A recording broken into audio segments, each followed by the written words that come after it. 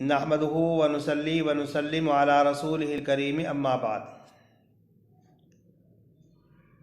आज का उन्वान है ज़ख़ीरा अंदोज़ी करना और तकब्बुर करना। बुज़ुर्गान मोहतरम, अल्लाह तबारक व तआला ने इतनी बड़ी कायनात को पैदा फरमाया जिसका मकसद है इब्तिला, आजमाइश और इम्तिहान। फिर इंसान और जिन्नात को पैदा फरमाया और उनके मकसद तख्लीक और मकसद ज़िंदगी को भी बयान कर दिया गया। अल्लाह की इबादत करना और अल्लाह को पहचानना। वमा खलक़तुल जिन्ना वल इंसा इल्ला लियअबुदून। फिर अल्लाह तबारक व तआला ने इंसान को पैदा फरमाया और इंसान को पैदा फरमाने के बाद दुनिया की मखलूक़ात में इंसान को वो बरतरी, वो तादीम, वो शर्फ़ व मंजिलत बख्शी जो दीगर मखलूक़ात में से किसी मखलूक को नहीं बख्शी गई। अल्लाह तबारक व तआला ने अपना तारुफ़ करवाया और ये बताया कि मैं अल्लाह हूँ। ला इलाहा इल्ला अना, मेरे अलावा कोई माबूद नहीं। मेरी इबादत कीजिए, मेरी पूजा कीजिए, मेरी परस्तिश कीजिए। इसलिए कि अल्लाह अल्लाह है, वो हमारा खालिक और मालिक है। वो ही तमाम तारीफ़ों का मुस्तहिक़ है, तमाम जहानों का पालनहार है, परवरदिगार है, रहमान और रहीम है, यौम जज़ा का मालिक है, बादशाहों का बादशाह है। तमाम चीज़ें उसके कब्ज़े कुदरत में है और वही हर चीज़ के अंदर मुतसर्रिफ़ है। अपने पैगंबर के ज़रिए से कुरान करीम में कहलवाया, ए पैगंबर आप कह दीजिए कि अल्लाह यकता है, ना उसकी ज़ात में कोई शरीक है, ना उसकी सिफ़ात में कोई शरीक है। वो बेनियाज है, किसी का मोहताज नहीं, हर चीज़ ज़र्रा ज़र्रा उसका मोहताज है। ना उसने किसी को जना, ना वो जना गया, ना वो किसी की औलाद है और ना ही उसकी कोई औलाद है, ना ही उसका कोई हमसर और कोई बराबर है। अल्लाह तबारक व तआला ने पूरी कायनात को, इस दुनिया को इंसान के लिए बनाया, लेकिन इंसान को अपने लिए बनाया। इन्न दुनिया खुलिक़त लकुम व इन्नकुम खुलिक़्तुम लिल आखिरा। लेकिन इंसान को पैदा करने के बाद अल्लाह तबारक व तआला ने इसके लिए दो रास्ते रखे, खैर का रास्ता और शर का रास्ता।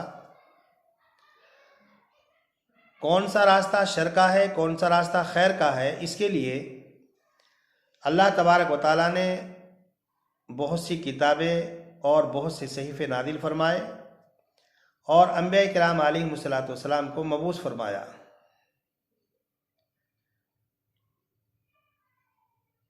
जिसके ज़रिए से इंसान को ये पता चल जाता है कि ये खैर का रास्ता है और ये शर का रास्ता है।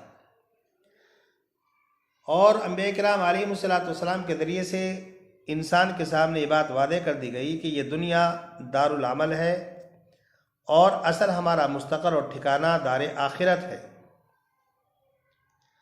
हमेशा हमेशा के लिए हमें दार आखिरत के लिए जाना है और यहाँ चंद रोज़ा ज़िंदगी गुजारना है।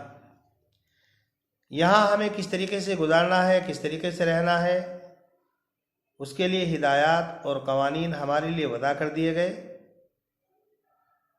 किताबुल्लाह की शक्ल में और रसूल अकरम सल्लल्लाहु अलैहि वसल्लम की सूरत में हमारे लिए हिदायत और कवानीन को वादे कर दिया गया, बयान कर दिया गया।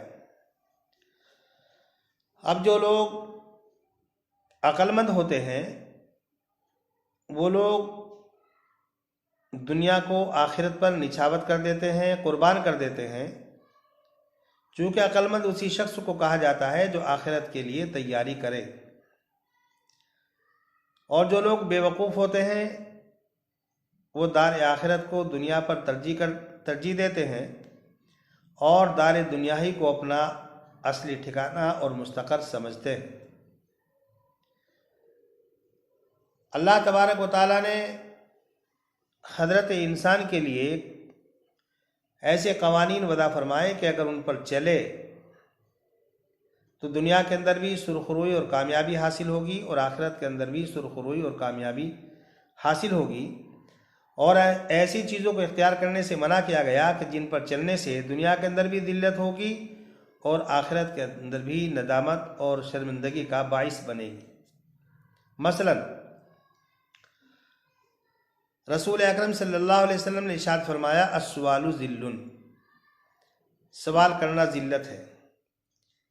किसी आदमी के सामने बग़ैर मजबूरी के दस्ते सवाल दराज करना, किसी के सामने हाथ फैलाना दुनिया में भी ज़िल्लत का बाइस है और आखिरत के अंदर भी ज़िल्लत का बाइस होगा।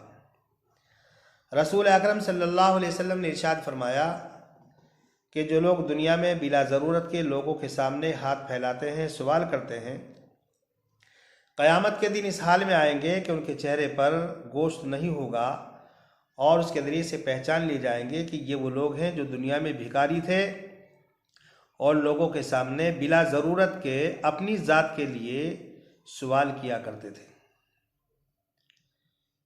रसूल अकरम सल्लल्लाहु अलैहि वसल्लम ने इरशाद फरमाया, अल मुहतकिरु खातिउन, ज़ख़ीरा अंदोज़ी करने वाला गुनहगार है।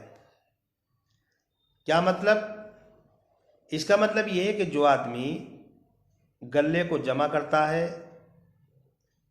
गल्ले का अष्टाग लगाता है, ज़ख़ीरा अंदोज़ी करता है, जिसकी वजह से लोगों को दिक्कतों का, दुश्वारियों का, परेशानियों का सामना करना पड़ता है और उसके ज़ख़ीरा अंदोज़ी की वजह से, अष्टाग लगाने की वजह से, गल्ले को जमा करने की वजह से मार्केट में गल्ला कम हो रहा हो या ख़त्म हो रहा हो या उसकी वजह से गल्ले की कीमत आसमान को छू रही हो, तो ऐसा करने वाले शख्स को रसूल अकरम सल्लल्लाहु अलैहि वसल्लम ने गुनाहगार करार दिया।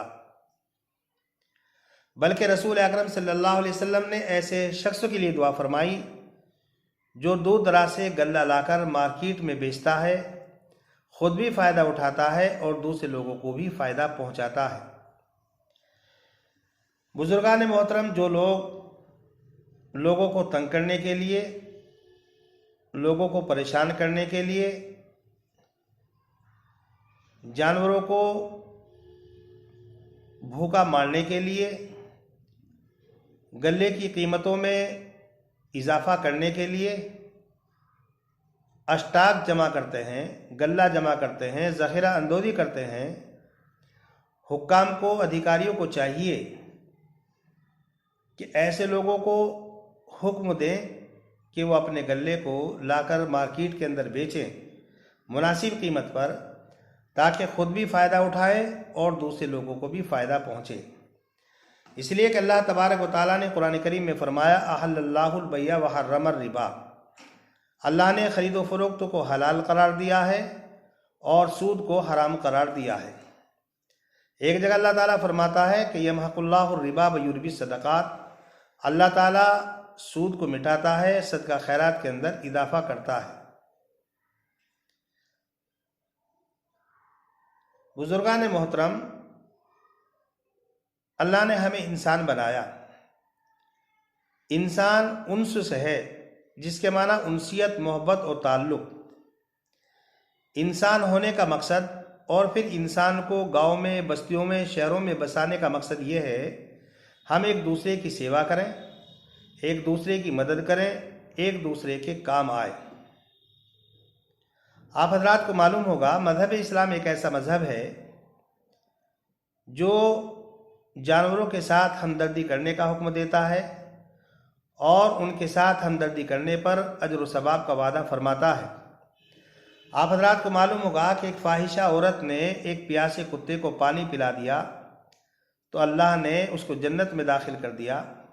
एक औरत ने बिल्ली को चूहों की वजह से बांध कर रखा, खाने पीने को कुछ न दिया, वो बिल्ली भूखी प्यासी मर गई, उसकी वजह से उसको जहन्नम के अंदर दाखिल किया गया।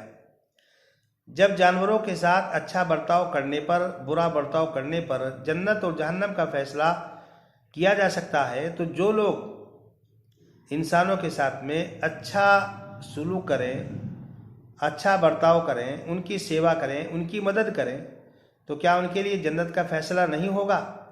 और जो लोगों को अदियत पहुंचाए, तकलीफ़ें पहुंचाए, दिक्कतों में मुब्तला करें, तो ऐसे लोगों के लिए जहन्नम का फैसला नहीं होगा? ज़रूर होगा।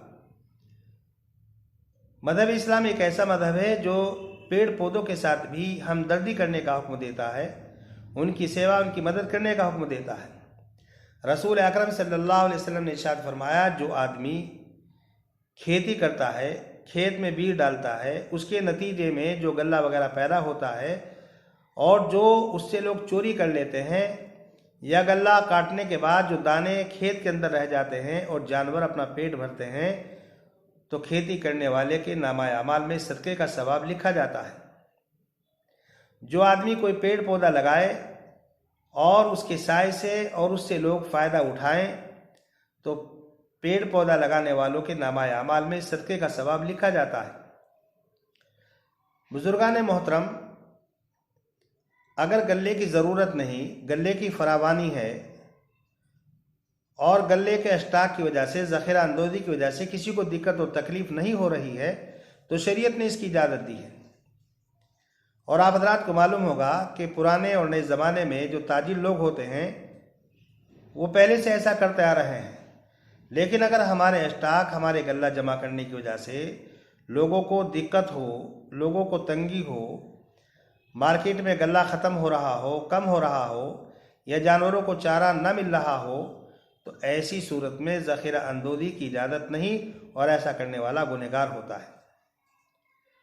दूसरी बात दूसरा जो हमारा उन्वान था वो था तकब्बुर। तकब्बुर किसको कहते हैं?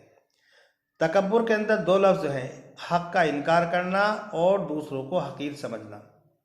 अगर कोई आदमी हक़ का इनकार कर रहा है, हक़ जानते हुए यह हक़ है, फिर भी उसको रद्द कर देता है, नहीं मानता, ठुकरा देता है, उसका दिल कहता है, उसका दिमाग कहता है नहीं हक़ यही है, लेकिन फिर भी ठुकरा रहा है, तो ये तकब्बुर है। और दूसरा तकब्बुर का मतलब ये है कि दूसरों को हक़ीर समझना। मसलन मैंने 2-4 सजदे कर लिए, 2-4 रकातें पढ़ ली, 2-4 वक्त मैंने कुरान करीम की तिलावत कर ली, अब मैं दूसरे लोगों को हक़ीर समझने लगा। यार इससे बेहतर तो मैं ही हूँ, मैं कम से कम नमाज़ पढ़ता हूँ, मैं कम से कम रोज़ा रखता हूँ, मैं कम से कम कुरान करीम की तिलावत करता हूँ। ठीक है, आप अल्लाह के अहकाम की पाबंदी कर रहे हैं, ये ज़रूरी लाजमी है, लेकिन इस बात का इख्तियार आपको नहीं कि आप दूसरों को हक़ीर और जलील समझें। मेरे पास 2-4 पैसे आ गए, मैंने अच्छा सा मकान बना लिया, अच्छी सी गाड़ी मैंने ख़रीद ली, अच्छे से कपड़े मैंने पहनने शुरू कर दिए, तो ठीक है, इस बात की शरीयत आपको इजाज़त देती है, कीजिए, लेकिन इस बात का आपको अधिकार और इख्तियार नहीं कि आप दूसरे लोगों को कमतर समझें, हक़ीर समझें, गरीब लोगों को अपने पास आने ना दें। गरीब लोगों को इस बात की इजाज़त नहीं कि वो मालदार लोगों की तहक़ीर करें, मालदार लोगों की तौहीन करें।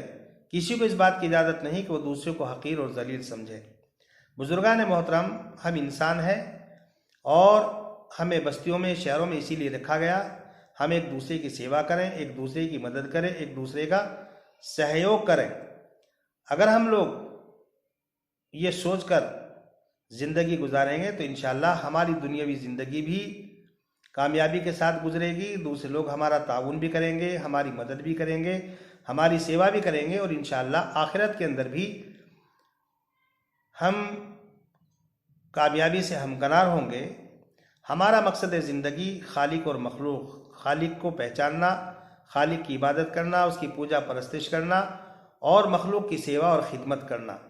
हमें अल्लाह के हुकूक भी अदा करना है और मखलूक के हुकूक भी अदा करना है। खालिक और मखलूक के हुकूक को अदा करने का नाम ही दार आखिरत है, यही दार जन्नत है, और इसी के ज़रिए से इंशाअल्लाह हमें दुनियावी एतबार से भी तरक्की होगी और उखरवी एतबार से भी तरक्की होगी। अल्लाह तबारक व तआला से दुआ है कि अल्लाह तबारक व तआला अपने अहकाम शरिया पर हमें अमल करने की तौफीक मरहमत फरमाए। वमा अलैना इल्लल बलाग।